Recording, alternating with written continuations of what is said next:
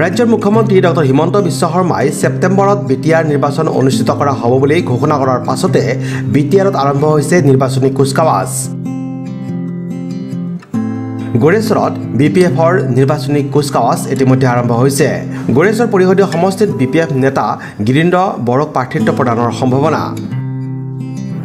বিটিআৰৰ গোৰেশ্বৰ পৰিষদীয় সমষ্টিৰ অন্তৰ্গত গোৰেশ্বৰস্থিত কলাগুৰু বিষ্ণুৰাভা ভৱনত 20 ফেব্ৰুৱাৰীত বিপিএফ দলৰ যুৱ মহিলা আৰু বিএছইউৰ উপস্থিতিত কৰ্মী সভা অনুষ্ঠিত কৰাৰ মাজেৰে নিৰ্বাচনী কুচকাৱাজ আৰম্ভ কৰা পৰিলক্ষিত হৈছে। বিপিএফ দলৰ পৰা প্ৰাৰ্থিত্ব টিকট বিচাৰি গোৰেশ্বৰত বিপিএফ নেতা গিৰীন্দ্ৰ বড়ো, ধৰণীধৰ বড়ো আৰু প্ৰাক্তন ইএম মহেশ্বৰ বসুমতাৰীয়ে বৃহস্পতিবাৰে এখন কৰ্মী সভা অনুষ্ঠিত কৰে। সভাত বিটিআৰ প্ৰধান প্ৰমোদ বড়োক ক্ষুৰধাৰ সমালোচনা কৰি বিটিআৰত একো উন্নয়ন কৰিব পৰা নাই প্ৰমোদ বড়োই আৰু বিটিআৰ চুক্তিৰ দফাসমূহ সম্পূৰ্ণৰূপে কাৰ্যকৰী কৰিব পৰা নাই বুলি বিপিএফ নেতা শৰৎ দাস, কাষ্টম বসুমতাৰী, ৰিঞ্জয় বড়ো, বিক্ৰম দৈমাৰী আৰু মনেশ্বৰ বড়োকে ধৰি কেইবাগৰাকীও নেতাই এই সম্পৰ্কত ভাষণ প্ৰদান কৰে। গোৰেশ্বৰস্থিত কলাগুৰু বিষ্ণুৰাভা ভৱনত অনুষ্ঠিত উক্ত কৰ্মী সভাত প্ৰায় 250 জনতকৈ অধিক লোকে বিপিএফ দলত যোগদান কৰে। আমি 3জন প্ৰাৰ্থী আমি এপ্লাই কৰিছোঁ বা আবেদন কৰিছোঁ। দলে যাক সিদ্ধান্ত লয় আমি সিদ্ধান্ত মৰ্মে আমি আছোঁ, দলৰ হৈ কাম কৰিম।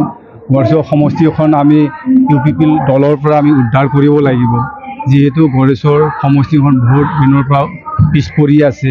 সেইটোৰ কাৰণে দলৰ সিদ্ধান্ত আমি যিটো আজি কৰ্মী সভা যিটো আহ্বান কৰিলে, এই কৰ্মী সভাত যিখিনি আমি মানুহৰ সমাগম দেখা পালোঁ, যিখিনি মানুহ হ'ল, নিশ্চয় আমি খুব আনন্দ আৰু সেইটোৱে আমি শক্তিশালী বুলি আমি ভাবি ল'ব লাগিব।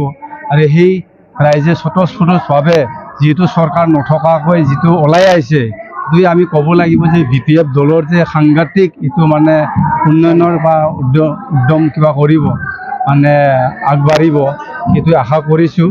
গতিকে টিকেটৰ কথাটো আপোনালোকে মোক বাৰম্বাৰ সুধি থাকিব নালাগে। হাইকমাণ্ডে যি প্ৰস্তাৱ লয়, যাক প্ৰক্ষেপ কৰে, আমি তাতে আছোঁ।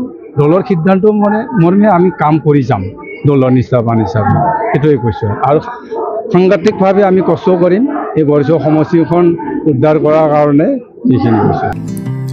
Desk report, news express, Assam.